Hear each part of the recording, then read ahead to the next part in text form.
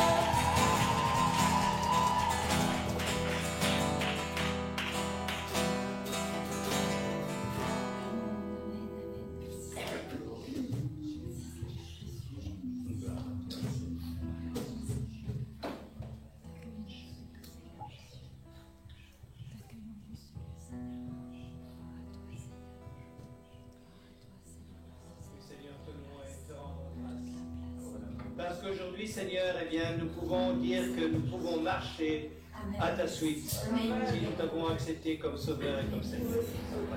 Merci parce que si nous sommes ici aujourd'hui pour te louer, pour t'adorer, pour t'élever, c'est parce qu'un jour tu nous as aimés le premier. Et Seigneur, tu n'as pas regardé à ce que nous étions, mais à ce que nous serions. Et Seigneur, aujourd'hui, nous voulons te rendre hommage, Seigneur. Quand je dis hommage, c'est le meilleur de ce qu'un homme ou une femme peut te donner. Mais Seigneur, nous savons que nous sommes très imparfaits à ce sujet-là. Mais Seigneur, moi, ce que je te dis, c'est merci pour ce que tu as fait pour moi. Seigneur, cette chose-là, je n'aurais pas pu la faire. C'est toi qui l'as accomplie. Tu l'as accomplie pour notre salut, pour que nous puissions avoir la vie éternelle. Et Seigneur, nous voulons vraiment te remercier pour cela. Vraiment, Seigneur. Que toute la gloire te revienne. Amen.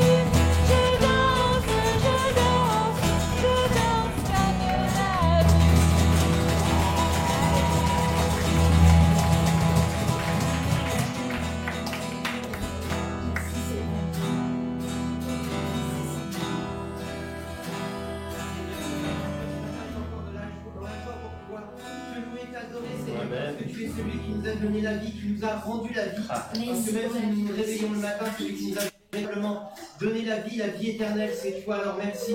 Merci pour ce merveilleux cadeau, Seigneur, que mon cœur puisse chanter tes louanges aujourd'hui et éternellement, Seigneur. Apprends-moi à regarder à toi, dans la douleur, dans la difficulté, à te remercier pour les beaux jours et pour la joie que tu mets dans nos cœurs, Seigneur. Merci pour chacun de mes frères et de mes sœurs, Seigneur. Tu connais nos combats, tu connais nos difficultés, Seigneur. Et je te demande de poser un baume de consolation, un baume de réparation sur celui qui en a besoin, Seigneur. Pour qu'aujourd'hui chaque cœur puisse chanter ta louange, pour qu'aujourd'hui chaque cœur puisse te contempler et voir à quel point tu es bon et merveilleux. Amen. Malgré les circonstances, malgré ce qui ne va pas, tu es bon, tu es merveilleux, tu es le Dieu qui ne change pas, Seigneur. Tu es le même hier, aujourd'hui et éternellement. Et nous pouvons toujours compter sur toi. Alors louange à toi, Père. Amen. Dans ton merveilleux nom, je t'ai prié. Amen. Amen.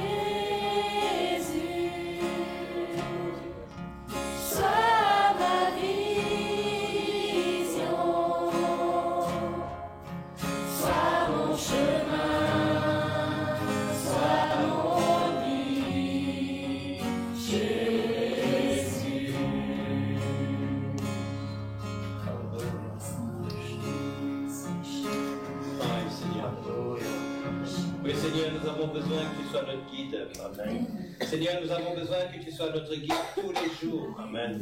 Seigneur, nous savons que nous sommes incapables de trouver nous-mêmes les voies qui sont droites. Alors, Seigneur, apprends-nous à nous replonger dans les Écritures.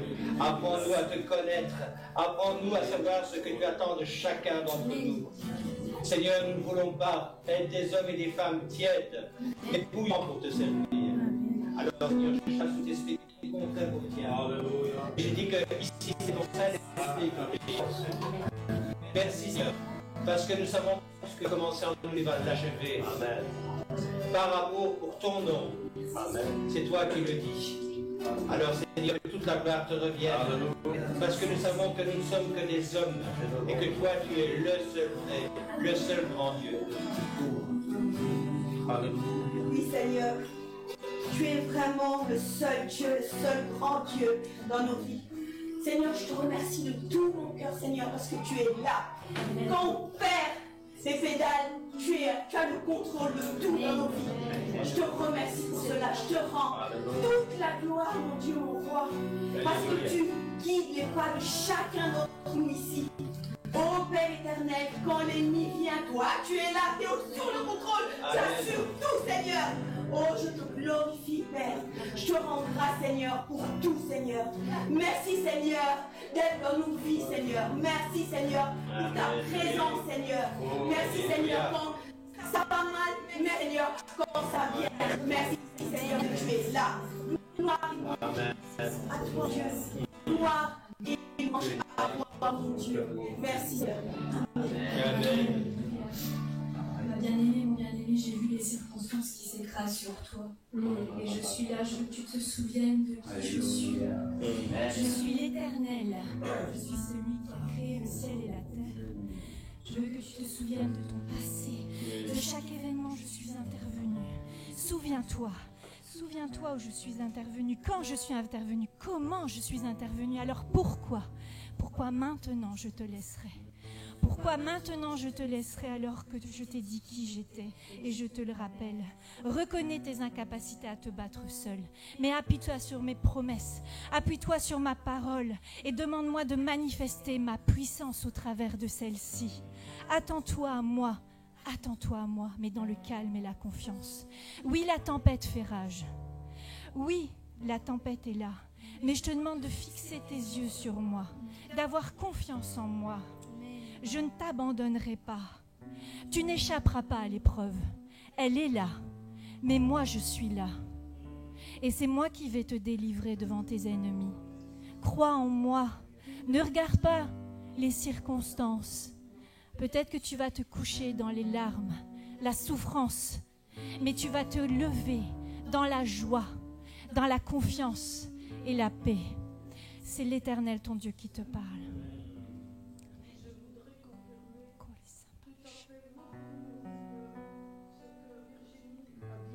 Parce que j'ai reçu exactement la même chose maintenant.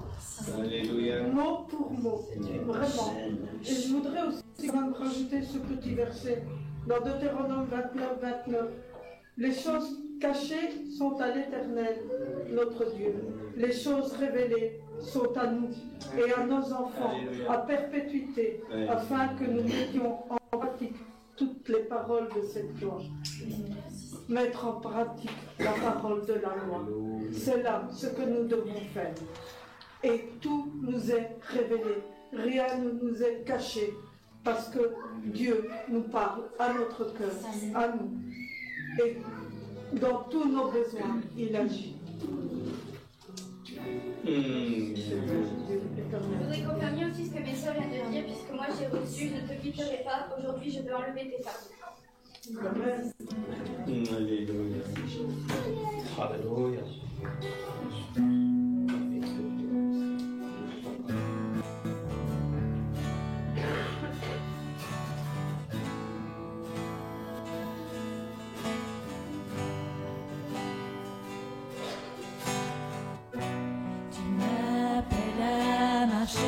Sur les eaux, dans l'inconnu, la certitude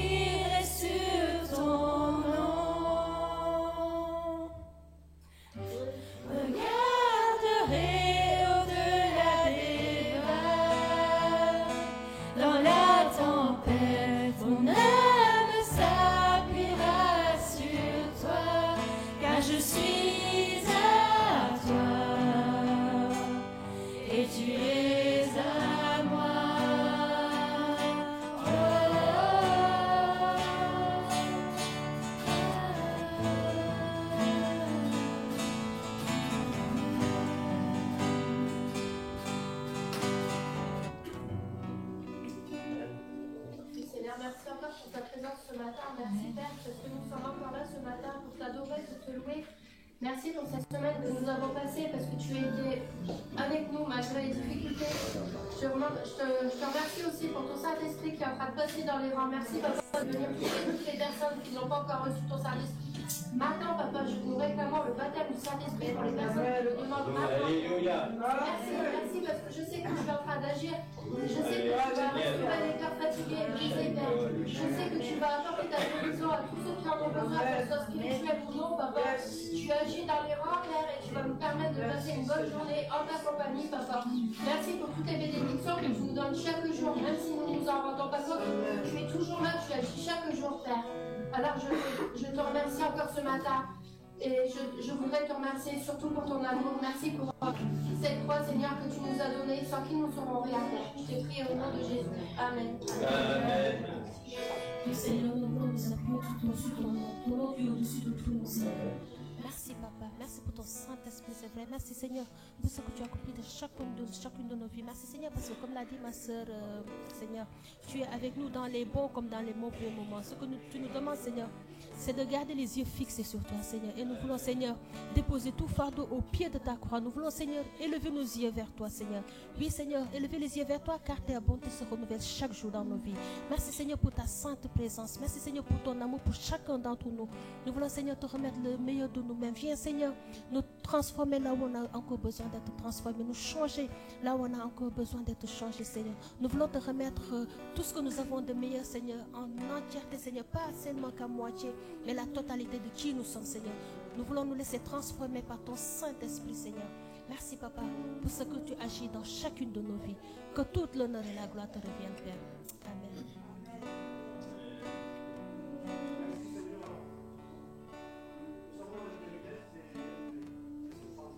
Amen. Amen. Merci. Amen.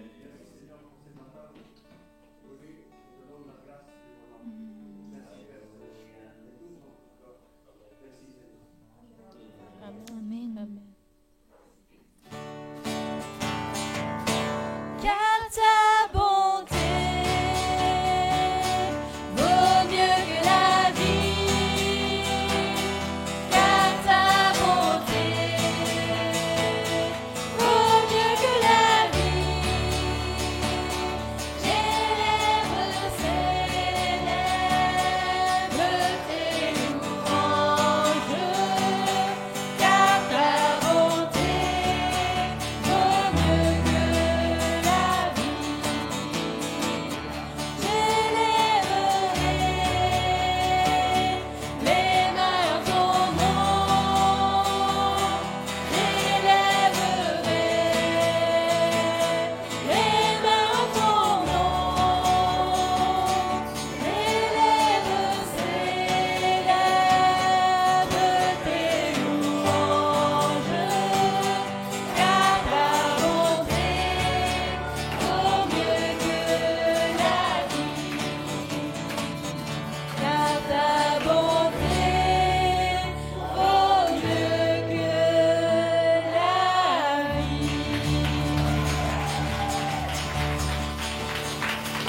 la vie. Amen.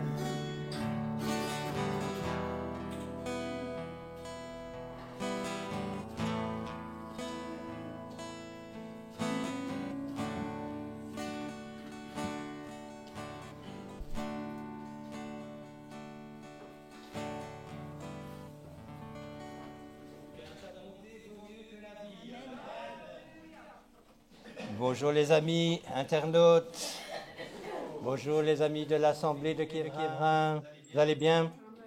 Vous êtes en forme? C'est vrai? Oui, Léontine elle est en pleine forme. Alléluia. On va traiter d'un sujet aujourd'hui un peu particulier. Le titre de ce message, c'est démocratie, dictature ou théocratie. C'est tout un programme. Vous savez pourquoi c'est important de revenir sur la définition des mots? Parce que dans ce que nous vivons à l'heure actuelle, que ce soit dans le monde ou que ce soit dans nos églises. Les constructions sont faites avec la démocratie, la dictature et la théocratie. De ce mélange sort un ciment qui fait que la maison est construite et qu'elle ne tiendra pas, qu'elle ne tiendra plus. La démocratie, c'est le peuple qui décide d'élire quelqu'un, une personne, afin qu'elle soit son représentant. Quelqu'un qui vote pour quelqu'un, ça veut dire qu'il y a une confiance en cette personne. Et normalement, nous sommes, nous, en Belgique et en France, dans un pays démocratique. La dictature, c'est quelqu'un ou un groupe de personnes qui dirige un peuple ou une communauté ou une assemblée sans demander l'avis de qui que ce soit, de quoi que ce soit, et qui fait ce qu'elle a envie de faire. Ça, c'est la dictature. On en a connu une il n'y a pas tellement longtemps, parce que c'est vrai qu'il n'y a pas longtemps, il y a une centaine d'années, c'est celle qu'Hitler a fait connaître à l'Europe. Amen. On sait ce que ça donne. Et la théocratie, à la base, ce mot veut dire que c'est Dieu qui dirige. Donc là, on vit dans un royaume où c'est lui qui nous dit comment faire. Et je redis, le gros problème, le gros souci à l'heure actuelle, c'est que la démocratie, la dictature et la théocratie sont mélangées. Il n'y a plus de différence. Alors vous allez me dire, tu vas un peu loin. Regardez la définition du mot théocratique maintenant. Vous en avez deux. Vous avez celle qui est la bonne, Dieu dirige un royaume, et vous avez celle qui veut dire que maintenant un pays théocratique, c'est un peu comme un pays qui a une dictature au pouvoir. Remettons les choses à leur place. Écoutez bien. Paul disait quelque chose à Timothée d'extrêmement important concernant ce que nous croyons, nous.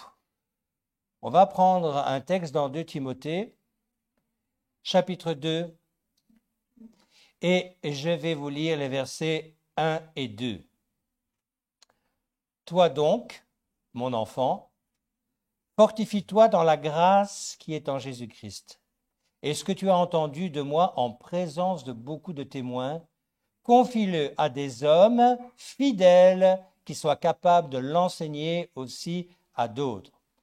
Ici, il y a 4 générations de transmission traditionnelle juive. Il y a Paul, c'est le premier, Timothée, c'est le deuxième, des personnes fidèles, c'est la 3e génération, et d'autres, c'est la 4e. Amen. Il faut de l'audace pour annoncer l'évangile tel qu'il est, vous savez. Amen. Il faut des hommes et des femmes qui aient le courage d'aller jusqu'au bout de leurs opinions. Et dans le monde actuel, c'est remarquable qu'il y en a qui y arrivent encore. Parce que quand tu prends la décision de suivre Christ, tu vas rentrer dans des combats. C'est une systématique. On ne peut pas espérer vivre notre foi sans combattre. Un disciple de Jésus-Christ, c'est devenu avant tout, à l'heure actuelle, un guerrier, une guerrière. Parce qu'il n'y a pas de différence entre hommes et femmes. On a le même combat, que ça plaise ou non. Je vais vous lire quelque chose, un rappel, qu'on trouve dans le tout début des Écritures hébraïques, dans Deutéronome. Je vais prendre le chapitre 30. Oui, non, oui. Oui, c'est ça. 30 au verset 19. J'en prends aujourd'hui à témoin contre vous le ciel et la terre. J'ai mis devant toi la vie et la mort, la bénédiction et la malédiction. Choisis la vie afin que tu vives, toi et ta postérité, pour aimer l'Éternel ton Dieu, pour obéir à sa voix et pour t'attacher à lui. Car de cela dépend ta vie et la prolongation de tes jours, et c'est ainsi que tu pourras demeurer dans le pays que l'Éternel a juré de donner à tes pères Abraham, Isaac et Jacob. Amen. Ça, c'est la bonne théocratie.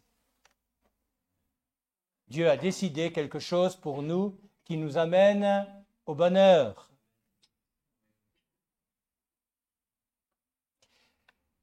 Déjà à l'époque, pas de Saint-Esprit, mais paroles rassurantes, versets rassurants. Verset au chapitre 31, verset 8, « L'Éternel marchera lui-même devant toi, il sera lui-même avec toi, il ne te délassera point, il ne t'abandonnera point, ne crains point et ne t'effraie point. » Alléluia. Ça, c'est la théocratie. Ça, c'est quelque chose que nous ne devons pas oublier. C'est pour ça qu'il faut être fidèle. On va continuer.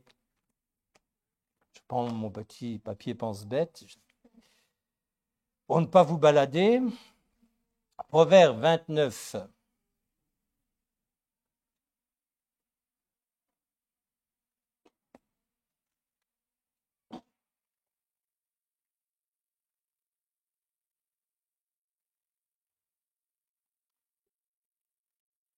Verset 23. Quel est notre problème à tous? Pourquoi est-ce qu'on réussit à faire ce mélange invraisemblable qui ne nous amène à rien? L'orgueil d'un homme l'abaisse, mais celui qui est humble d'esprit obtient la gloire. Une de nos plus grandes erreurs, frères et sœurs, est de croire que nous pouvons réussir notre vie sans Dieu. Ce n'est pas possible. Parce que même si vous la réussissez financièrement, même si vous ne manquerez de rien, n'oubliez jamais une chose, c'est que comme moi, un jour, vous allez quitter cette terre. Et que si nous rentrons dans la dimension de comprendre ce que Dieu veut pour nous, ce moment que nous passons ici-bas, c'est la préparation de la vie éternelle. Et c'est pour ça qu'on n'a pas intérêt à louper le coche. On a intérêt à faire ce qu'il nous demande. Pourquoi? Parce que ce qu'il nous demande, c'est pour notre bien. C'est pour que nous puissions nous présenter un jour avec lui sans crainte et sans peur.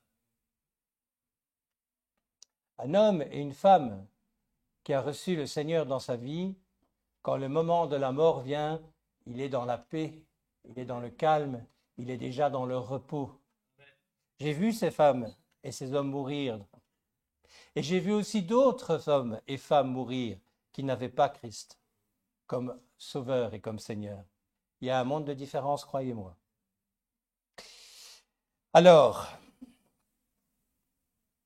il suffit de voir comment le monde se comporte à l'heure actuelle pour savoir qu'effectivement, le choix qu'est le nôtre est le bon choix. Maintenant, savoir des choses, c'est bien. Ce qui est beaucoup plus compliqué, c'est de les mettre en pratique. On va continuer dans Proverbe 11, verset 2.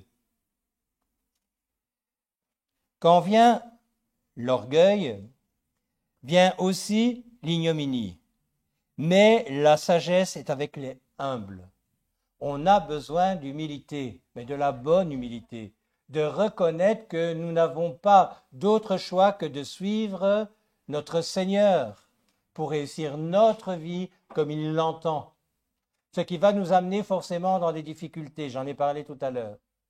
Mais ces difficultés-là nous amènent à devenir des hommes et des femmes forts, capables de supporter, capables de voir les choses comme lui les voit. Amen. Et ça, c'est important. La racine du mot orgueil est bouillir. C'est avoir une attitude arrogante, c'est avoir, ou bien une attitude méprisante par rapport à la parole, par rapport à la connaissance de ce que la parole nous dit de faire, d'être. Écoutez-moi bien, on ne fait pas pour être. On est et on fait. Ce n'est pas la même chose. La grâce, c'est la grâce. On va en parler tout à l'heure. C'est un cadeau exceptionnel. Heureusement d'ailleurs, parce que sinon on ne serait pas ici. Ou alors on serait ici et on perdrait son temps. Mais il n'y a rien à faire. On doit rentrer dans cette dimension d'humilité, de comprendre que si nous n'avons pas reçu réellement Jésus-Christ comme Sauveur et Seigneur, on ne pourra pas réussir notre vie. Et quand je parle de notre vie, je pense principalement au moment où on la quitte. Parce que je parle ici de notre vie éternelle, qui est beaucoup plus importante que notre vie actuelle. Beaucoup, beaucoup, beaucoup plus importante.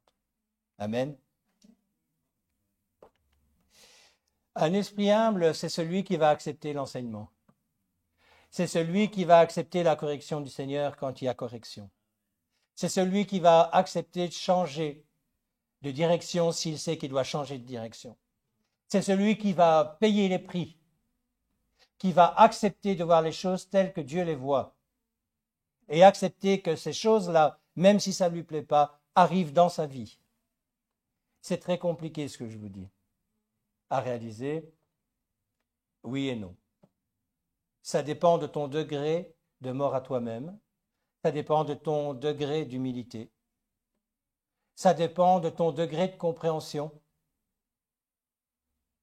Quand je vous disais tout à l'heure que démocratie, dictature, théocratie, même ciment pour la construction.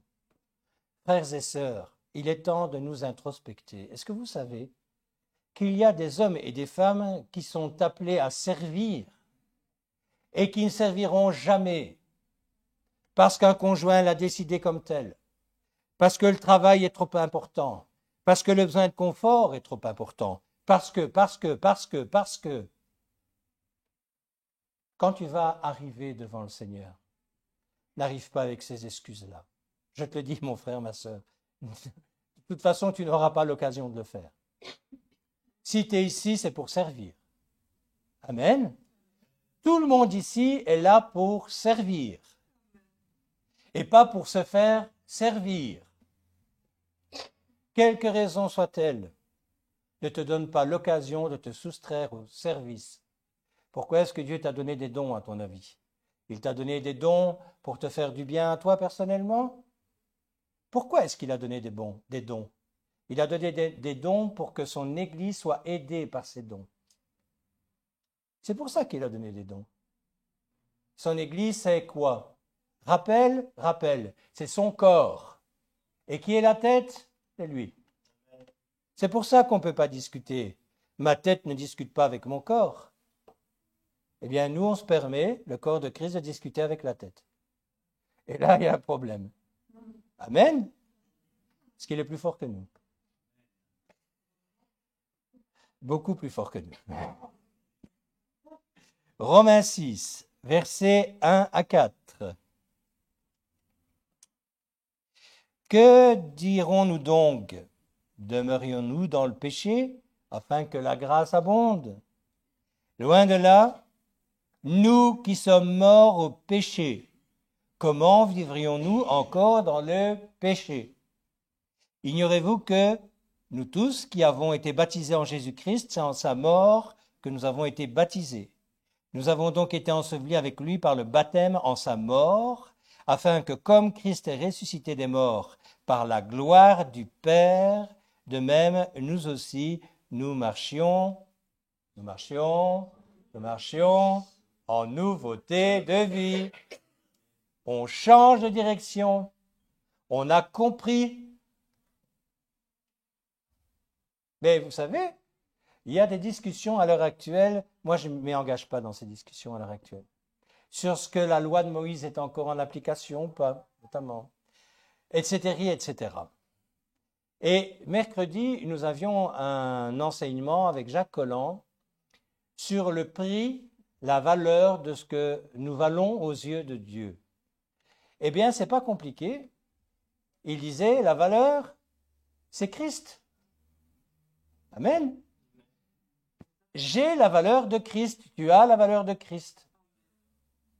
Et en discutant, et je me rappelais justement de cette loi mosaïque, la loi du talion. Vous connaissez la loi du talion? Œil pour œil, dent pour dent. Jésus, homme pour homme. Alléluia. Il n'y a rien à retirer dans les Écritures. Les Écritures hébraïques, l'Ancien Testament, pour que tout le monde comprenne, et le Nouveau Testament, qui sont les écrits apostoliques, sont un livre extraordinaire qui tient la route de A à Z. Et si tu loupes une case, tu vas tomber où? Dans la démocratie, la mauvaise démocratie? Parce que de bonne démocratie, j'en connais pas. J'en ai jamais connu depuis que je suis né. Je sais ce que veut se dire ce mot. Mais en fait, vous savez, quand on nous dit à l'heure actuelle ce qui se passe dans le monde, faut comprendre la situation. Mais moi, je la comprends. Ce que je vais vous dire maintenant, vous pouvez facilement le vérifier sur les réseaux Internet, mais n'allez pas sur n'importe quel réseau. Prenez des spécialistes, et il y en a. Il y a des spécialistes de l'économie, du monde, etc. Et vous savez facilement trouver ces gens-là. Il y a quelques années d'ici, on travaillait 8 jours, toi, moi, mon frère, ma sœur, pour payer des hommes et des femmes qui sont tout en haut de l'échelle humaine, d'accord? C'était 8 jours. On travaillait 8 jours pour les actionnaires. Et là maintenant, les économistes disent que nous travaillons 45 jours. Nous ne sommes pas en pays démocratique. Est-ce que nous ne sommes pas en pays démocratique? Donc ça ne devrait pas, n'est-ce pas? Puisque moi, je n'ai jamais voté pour ce genre d'aberration. Là maintenant, ça commence à crier dans les rues. On est au bord de guerre civile, mais à se demander si ce n'est pas voulu. Hein. On peut se le demander quand même. Parce que vous savez, ne croyez pas que les gens qui sont là, au pouvoir, sont des gens qui sont débiles. Ce sont des polytechniciens, des gens qui ont fait l'ENA, des hommes et des femmes qui ont une intelligence supérieure. Mais ils ne travaillent pas pour toi ni pour moi, mon frère. Crois-moi, ils travaillent pour une toute petite partie d'hommes privilégiés sur cette terre, pas ailleurs. La démocratie, on n'y croit plus. La dictature, on sait où elle nous amène. Est-ce qu'on a encore le choix d'accepter ou pas la théocratie? La théocratie, pour la comprendre, tu connais la Bible de A à Z. Alléluia. Sinon, tu ne comprendras pas ce que Dieu veut de toi. Je continue. 2 Corinthiens 3, versets 15 à 18. Jusqu'à ce jour, quand on lit Moïse, donc il faut le lire, un voile est jeté sur leur cœur par les Israélites, mais lorsque le cœur se convertisse au Seigneur, le voile est ôté. Or, le Seigneur, c'est l'Esprit, et là où est l'Esprit du Seigneur, là est la liberté. Nous tous, dont le visage découvert reflète la gloire du Seigneur, nous sommes transformés en la même image, de gloire en gloire, par l'Esprit du Seigneur. Mais quel beau texte! Alléluia! On parle de nous, là.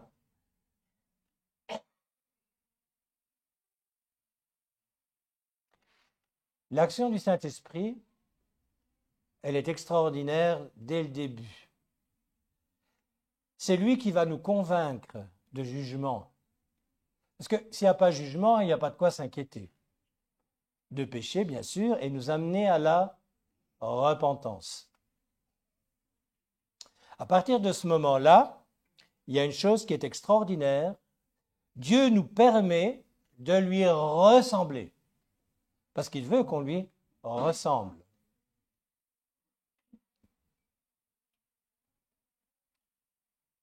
On n'est plus sous le joug de la condamnation. Celui qui a encore sur lui le joug de la condamnation, c'est qu'il ne connaît pas l'amour qui lui a été donné.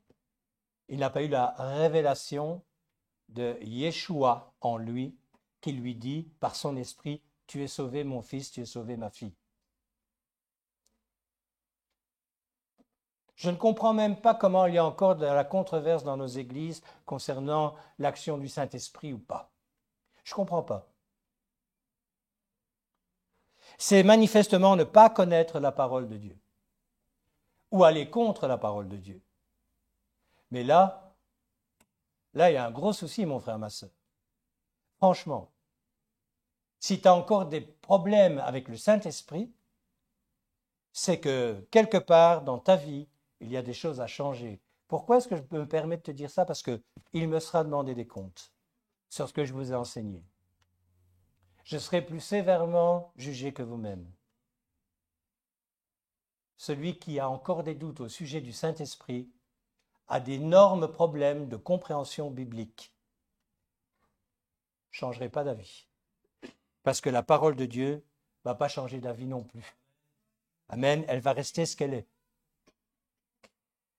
On va aller dans un autre texte qu'on va trouver dans les Hébreux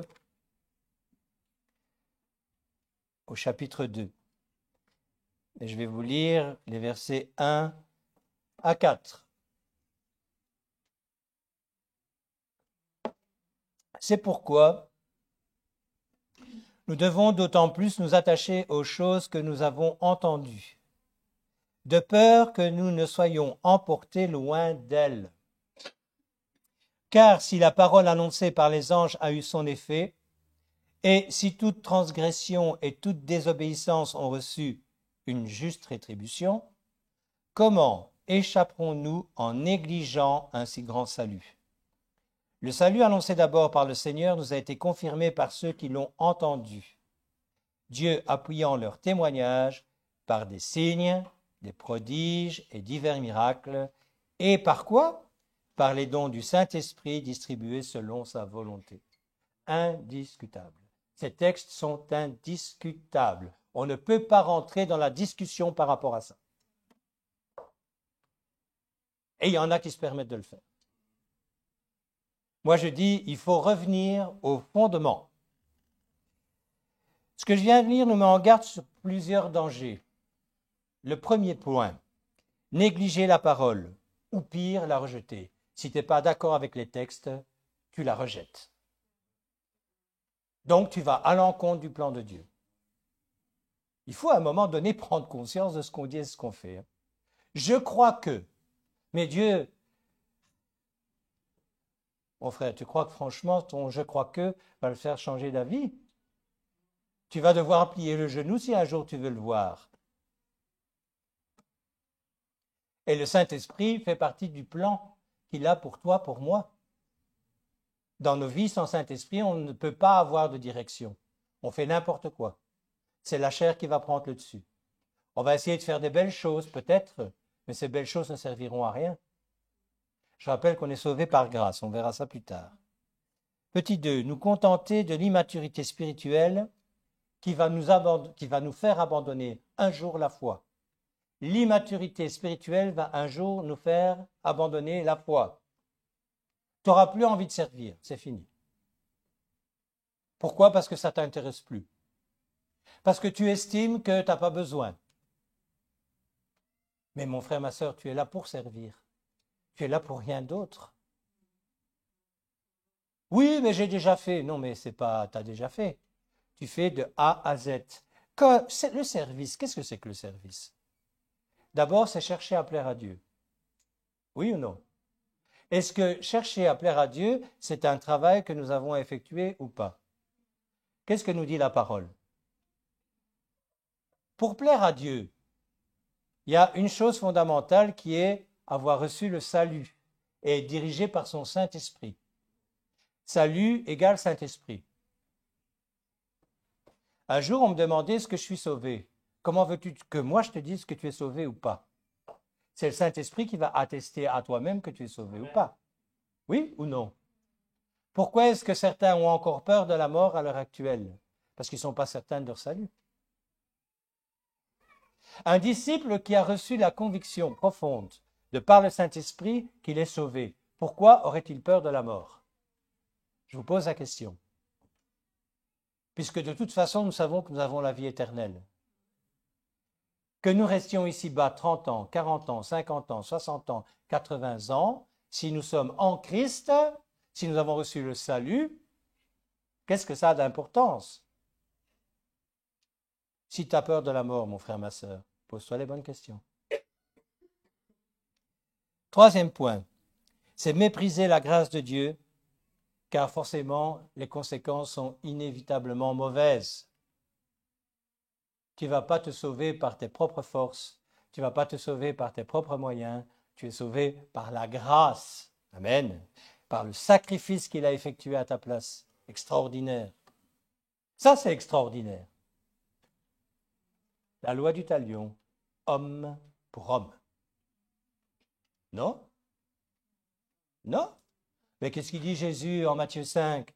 Je ne suis pas venu abolir la loi de Moïse, mais l'accomplir. Alléluia. Connaître la Bible, c'est la connaître. Hein? Ou on ne la connaît pas. Seulement, ça ne plaît pas à qui, ces textes-là. On les transforme pourquoi? La théorie de la substitution. Connaissez? L'Église qui remplace Israël et ses promesses. Jamais de la vie. La Bible est toujours et sera toujours un livre juif, pour des juifs. Les écritures hébraïques, elles ont été écrites en hébreu. Il y a juste 2 livres en araméen. Enfin, c'est juif. Les écrits apostoliques, le Nouveau Testament, lui, en grec. OK? Mais mon frère, ma sœur, tu ne peux pas te permettre de transformer. Et malheureusement, ceux qui ont transcrit la parole de Dieu en français se sont permis de grandes choses à ce niveau-là qui ne sont pas bonnes. Les définitions, le sens des phrases ne sont pas exacts dans la plupart de nos traductions. Mais justement, quand tu as l'esprit, tu peux récupérer ces fautes-là. Amen.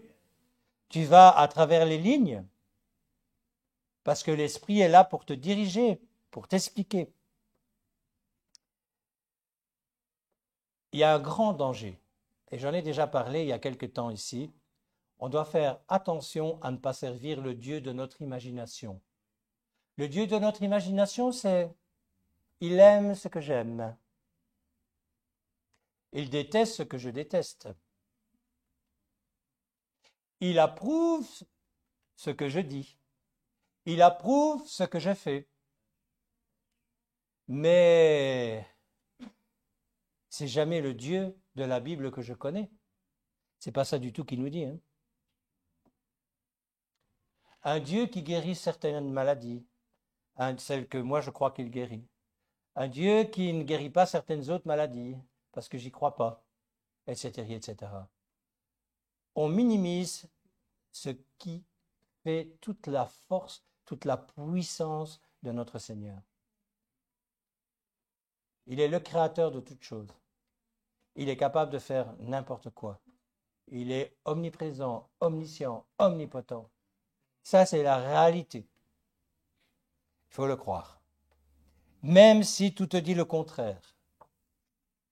On continue notre lecture dans le livre des Éphésiens, chapitre 5, et je vous lis les versets 1 à 2. Ah, les frères, que nous apprenions à marcher de plus en plus dans l'amour de Christ.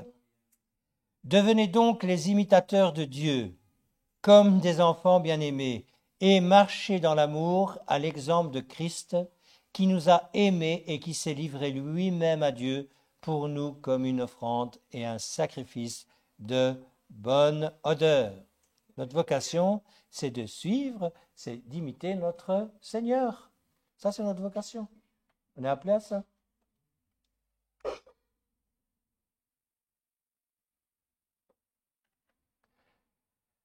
Souvent dans nos familles, quand les familles sont des familles équilibrées, on peut voir, quand on connaît bien la famille, quand on voit les enfants grandir, etc., qu'ils ressemblent de plus en plus dans leurs pensées, dans leurs idées jusqu'à un certain âge à celles de leurs parents. C'est tout à fait normal. Il est prouvé, par exemple, qu'un garçon va prendre comme modèle son père, ce qui est logique, hein, puisque Dieu a fait les choses comme telles, qu'une fille, sa mère, etc., etc. Nous sommes des fils et des filles de l'Éternel. Donc, nous devons de plus en plus lui ressembler. C'est sa volonté. C'est dans notre ADN spirituel. Oui? Oui? C'est un petit amen, hein? Ah, ça, c'est un bel amen. Alors, l'expression qu'on emploie par offrande et sacrifice de bonne odeur, ça prend toute sa signification. là, c'est ce que nous devenons pour lui. Sinon, on n'est non seulement pas de bonne odeur, mais en fait, on va même à l'encontre de ce que nous confessons. Un disciple qui ne suit pas Dieu, qui ne veut pas lui plaire, qui fait ce qu'il veut, comme il veut, quand il veut, est-ce que réellement c'est un disciple? C'est un chrétien. Ça, c'est sûr. Il croit, mais il croit en quoi? En quoi est-ce qu'il croit? Tu vas demander à un témoin de Jéhovah s'il est chrétien, il va dire « je suis chrétien ». À un catholique, je suis chrétien. À un orthodoxe, je suis chrétien. À tout ce que tu voudras, je suis chrétien. Même dans le New Age, il y a une partie où Jésus-Christ apparaît, je ne sais plus où. Mais bon, enfin, il est là quelque part dans le bazar. C'est incroyable quand même.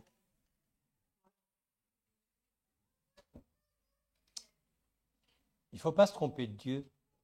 Vous savez, il y a un État théocratique très connu qui fonctionne très bien à l'heure actuelle. Très bien. C'est l'État islamique, non? C'est pas ce qu'ils sont en train de faire. Leur Dieu, Allah, c'est lui qui dirige. On voit ce que ça donne d'ailleurs.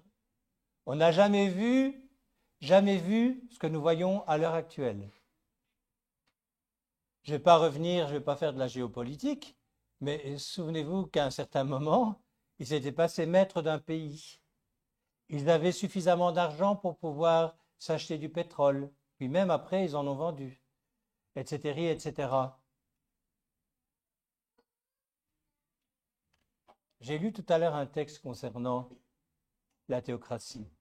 La théocratie, c'est Dieu qui nous amène à la plénitude, au bonheur et à la vie éternelle. Ne nous trompons pas de chemin. Ne nous trompons pas de chemin, mais il y a un prix à payer pour y arriver. Il y a un prix à payer pour y arriver. Et ça, c'est ce que beaucoup de chrétiens ont oublié.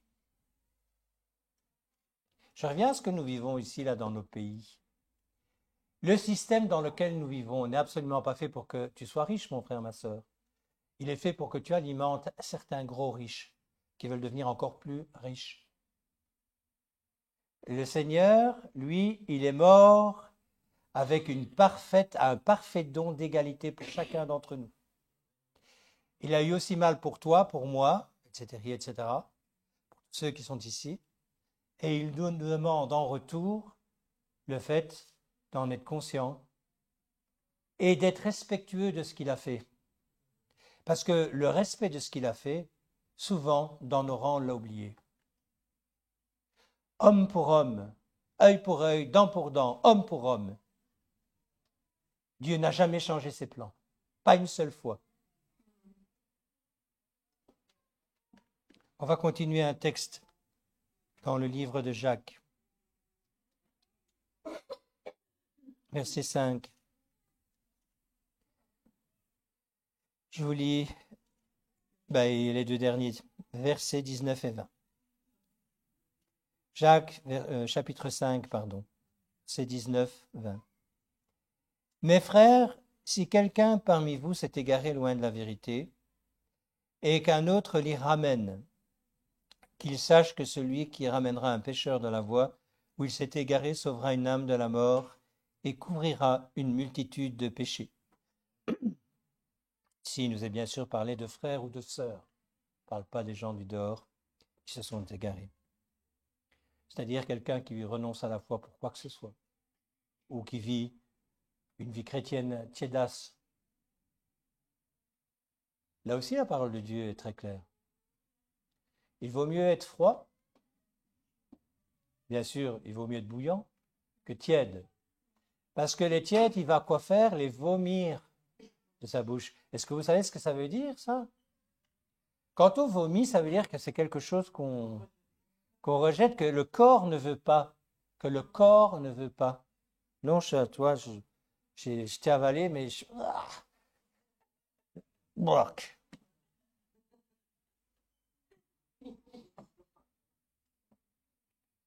On va quand même être intéressé par la lecture.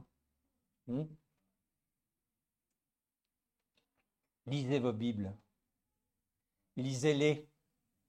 Comprenez-les. Entourez-vous de gens qui peuvent vous aider à comprendre ce que vous lisez. Soyez passionnés par la lecture de la Bible. Achetez des versions différentes. Comparez-les. Faites un peu d'hébreu, si vous avez le courage, de grec. Et si vous n'avez pas le courage, faites comme moi, achetez des traductions.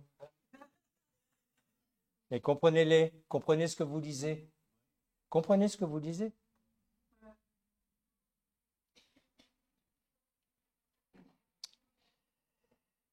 On va terminer.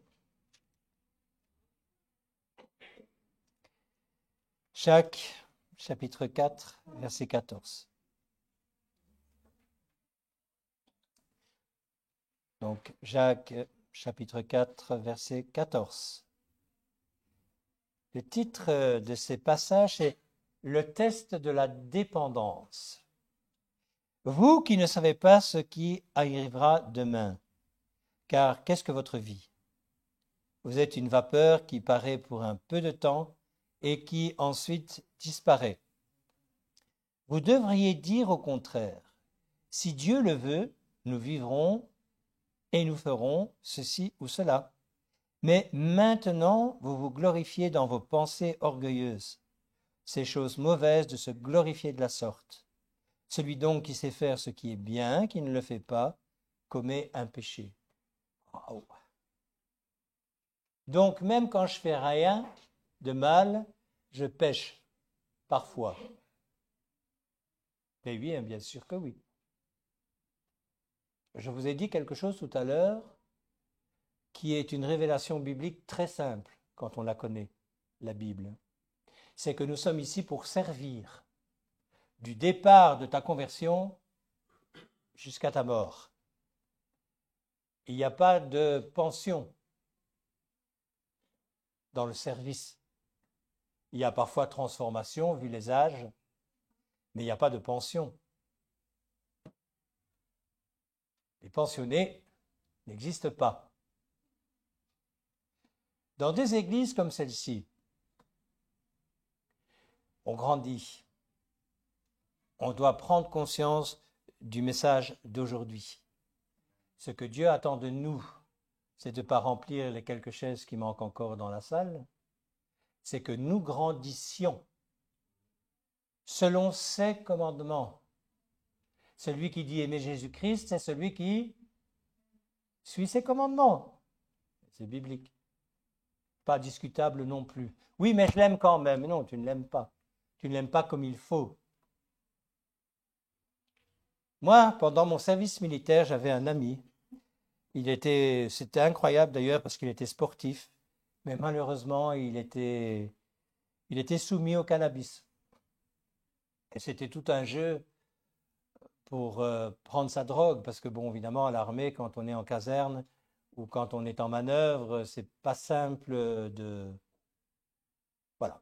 Et il faisait beaucoup de bêtises et il était tellement dépendant de cette drogue que quand ça lui prenait, enfin, il était capable de faire des choses graves. Je ne vais pas rentrer dans les détails maintenant, de toute façon, ça n'a pas d'importance.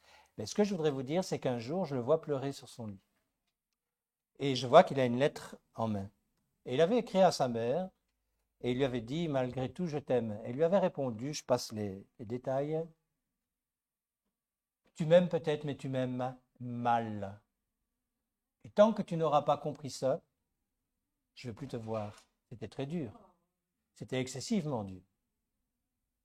Et je ne vous raconte pas ce qu'il avait fait voir à sa mère non plus. Parce que malheureusement, quand on est dépendant, on peut voler. Et comme sa maman était une personne qui avait les moyens, je pense qu'il a fait tout ce qu'il fallait pour diminuer son avoir en argent. Nous, disons aimer Dieu. On sait comment on peut lui prouver qu'on l'aime. Frères et sœurs, il faut rentrer dans cette dimension-là, c'est de savoir que si nous ne nous humilions pas, ne reconnaissons pas que nous ne sommes pas au top, que nous n'acceptons pas la correction, qu'à un moment donné, la correction, elle s'arrête. Moi, j'ai eu en face de moi quelqu'un qui m'a dit « Je ne comprends pas tous les soucis que tu as. » Moi, je n'ai aucun souci. Je lui ai dit, c'est grave. Il m'a dit, quoi, c'est grave? Je lui ai dit, c'est grave pour toi. Il m'a dit, ben non, pourquoi? On n'est pas obligé de vivre sa vie chrétienne tout le temps dans les tracas. Je lui ai dit, mais il n'est pas question de vivre tout le temps dans les tracas. Il est question de plaire au Seigneur. Plaire au Seigneur, déjà, ça veut dire devenir dépendant de lui. Quelle est celle d'entre nous qui aime les tracas? Personne. Le problème, c'est que Jésus nous prévient. Hein, quand ses disciples lui disent, ben, quel est l'intérêt que nous, on a de te suivre? Vous vous souvenez de ça? Encore de nouveau dans Matthieu. Je n'ai pas la référence, mais quelqu'un peut la chercher. Il leur promet des tas de bonnes choses, mais avec en plus la persécution. Ouais. Ça, on oublie souvent de le dire, ce mot-là. On va avoir des nouveaux frères, des nouvelles sœurs, ce qui est vrai, oui ou non? Ouais, hein? On va avoir des bons moments, oui ou non? C'est certain, et c'est certainement pas interdit. Mais en plus, avec la persécution. Un autre texte nous dit que le serviteur ne sera pas mieux servi que son maître. Waouh! J'ai peur ce verset-là quand même. Oui, non? Frères et sœurs, j'aimerais vous dire, il faut que nous revenions sur terre. Qu'on s'installe tranquillement dans le secret de sa chambre, qu'on lit sa parole tous les jours. Tu sais pourquoi? Je reviens sur le début du message. On tatouille démocratie, dictature, théocratie, parce qu'on ne lit pas la parole de Dieu. Je le connais, moi, pas besoin. Déjà, tu rentres dans l'orgueil. Où est ton humilité? Mon frère, ma soeur, tu connais rien. Mon frère, ma soeur, je ne connais rien. J'apprends. Et jusqu'au dernier jour de ma vie, j'apprends. Parce que chaque fois que je la lis, je découvre quelque chose de nouveau. Je comprends quelque chose de nouveau. J'admets quelque chose de nouveau. Je change quelque chose de nouveau. En tout cas, j'essaie. Et je ne me contente pas de ce que je suis. Je n'ai pas peur de m'humilier devant le Seigneur. L'humilité, c'est courageux. Ce n'est pas lâche de s'humilier, c'est être courageux. Ce sont les lâches qui ne s'humilient pas. Et dans la parole de Dieu, il nous est dit que les lâches n'hériteront pas du royaume des cieux. Vrai ou faux? Ah, mais je ne suis pas voleur, je ne suis pas un tueur. Non, mais tu es un lâche. Reviens au même. Il n'est pas gentil, le Seigneur. Hein? Oui, mais je suis un petit lâche. Tu es un lâche. Tous les jours, remise en question. Tous les jours, remise en question nécessaire. On n'aime pas ce genre de message. Ah, qu'il est désagréable, cet homme. C'est vrai que si tu vas dans certaines églises, là, à l'heure actuelle, on chante encore et on danse encore. J'en ai vu une où c'est 3/4 d'heure de bloum, bloum, bloum, bloum, avec les lumières bleues, rouges et tout ce que tu veux, et 1/4 d'heure de prédication. Et, prédication pour te dire que Dieu est amour. Alléluia! Il est justice aussi. Et c'est un maître. Le maître. Éternel, l'éternel. Adonai, Seigneur. Pas nous les seigneurs. Moi, je vais vous dire quelque chose. Quand on lit Ézéchiel, vous vous souvenez de cette histoire où le prophète est dans une vallée où il y a plein d'ossements desséchés. Et ici, oui, imaginez-vous la scène. Tout le monde a déjà vu un squelette. Il y en a plein partout, etc. Et le Seigneur lui dit, qu'est-ce qu'on va faire avec tout ça? Synthétisme, comprenez bien comme ça. Il lui dit, je ne sais pas moi, Seigneur, qu'est-ce que tu... Et l'esprit souffle. Et ces squelettes, je vais vite, mais reprennent vie. retrouve des nerfs, de la chair. L'esprit, c'est la vie. Lis la parole de Dieu et sois vivifié par l'esprit, afin qu'elle ne reste pas pour toi lettre morte. Mon frère, ma sœur, tout à l'heure, ont prié pendant la louange, je ne sais plus qui, pour que ceux qui n'ont pas encore reçu puissent le recevoir, le Saint-Esprit. Il faut vraiment que vous cherchiez après. Soyez baptisés du Saint-Esprit. Recevez la révélation de Christ en vous. Ayez une communion avec lui. Quand on a 20, 30, 40 ans de conversion, quand tu pries, ça ne doit plus être une prière enfantine. Ça doit être une prière de guerrier. Ça doit être une prière qui réveille les cieux. Combien de fois on n'entend pas « Presque petit Jésus, il me manque ». Mon frère, ma sœur, rentrons dans des dimensions de combat. Si tu connais ton Dieu, tu sais que tu es un guerrier. Un guerrier, qu'est-ce qu'il fait? Il se bat? Non? Il ne pas. Alors, ce n'est pas un guerrier. J'avais une fois reçu une image. C'était très désagréable parce que, je vous explique. La parole de Dieu nous a dit qu'on va avoir des songes, des rêves, etc. Vous savez tout ça. Et j'ai eu un jour un songe. C'était l'armée. Et cette armée était nickel. Et moi, ça me réjouissait parce que, bon, j'aime bien les choses carrées, etc. Ils étaient parfaits dans leur uniforme. On voyait que c'était entretenu. On voyait que, voilà, c'était... Et puis, d'un coup, paf, je tombe sur 14-18 dans les tranchées. Et là, j'ai eu un recul. Je sais pas. Et je vais vous dire, je sentais les odeurs. C'est particulier quand même quand Dieu parle. Je sentais l'odeur nauséabonde d'hommes pas lavés, de défécation, de corps qui pourrissaient, etc., etc. Et il y a une voix. Il m'a dit, c'est ça un soldat. Souvent, nous, on se contente d'avoir de beaux uniformes. On se contente d'avoir un aspect irréprochable. Mais est-ce qu'on connaît les tranchées? Quand on prend la peine de voir les héros bibliques, il y en a des héros bibliques. Mais les enfants, c'est quelque chose, hein? On ne va pas être mieux lotis si on veut voir des résultats dans nos vies de chrétiens. Et je voudrais vraiment que ce message, on va prier maintenant ensemble, c'est que ce que vous avez entendu puisse vous parler, non seulement vous parler, mais vous donner la possibilité de vous remettre en question.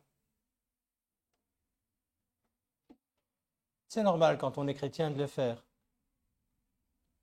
Et surtout, d'écouter ce que vous allez recevoir, parce que ça va changer votre vie. Vous allez voir la vie d'une manière différente. Quand on la voit selon Christ, elle n'est plus la même. On a des difficultés, mais ces difficultés vont servir à quelque chose. Elles vont nous amener à servir mieux, plus longtemps, à aller plus loin, à aller jusqu'à la vie éternelle. Rappelez-vous, l'important c'est ça. Quand Dieu vous donne une bénédiction ici, c'est un cadeau, vous êtes content. Quand on reçoit la guérison, c'est génial. Quand on a des problèmes financiers, que les problèmes financiers arrêtent. Ah, merci Seigneur. Mais l'important, c'est la vie éternelle. C'est ça le cadeau. Et parfois, pour y arriver, on passe par des moments difficiles. C'est voulu par le Seigneur. Donc c'est à ce moment-là qu'il faut s'humilier et accepter la correction du Seigneur. Parce que là, c'est la preuve que nous sommes ses fils et que nous sommes ses filles. Et si nous ne l'acceptons pas, on reste toujours les mêmes, même après 40 ans de conversion. La prière du petit enfant, petit Jésus, donne-moi, ou c'est pas ça. C'est pas ça que Dieu veut. Il veut que nous soyons avec lui, que nous marchions avec lui, que nous soyons dépendants de lui. Excusez-moi, panne de moteur. Un peu d'essence et la machine repart. Non, rassurez-vous, je vais en rester là. On va prier, vous êtes d'accord? On va se mettre debout.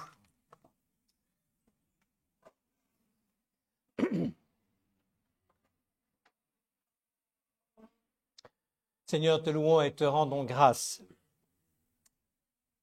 Vraiment, Seigneur, nous te rendons grâce. Parce que ce que tu as mis au point, c'est la perfection. Amen. Et tu nous demandes de courir vers la perfection. Tu es patient avec nous. Tu nous as donné tout ce qu'il fallait dans ta parole pour que nous arrivions à la vie éternelle. Pleinement satisfait de t'avoir servi toute la vie.